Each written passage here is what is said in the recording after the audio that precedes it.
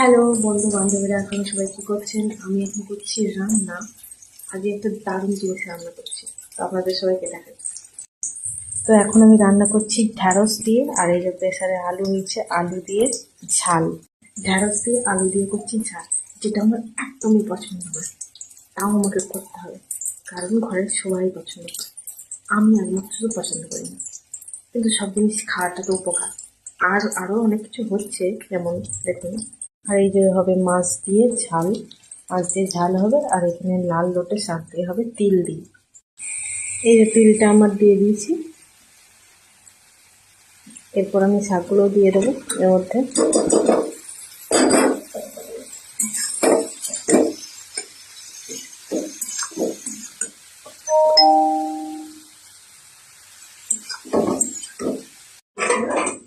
এই যে দেখুন, লাল শাক দিয়ে তিল দিয়ে হয়ে গেছে। আর হয়েছে এই যে আমরা চাটনি সরষে বাটা দিয়ে। এখানে হচ্ছে ঢেঁড়স দিয়ে আলু দিয়ে ঝাল,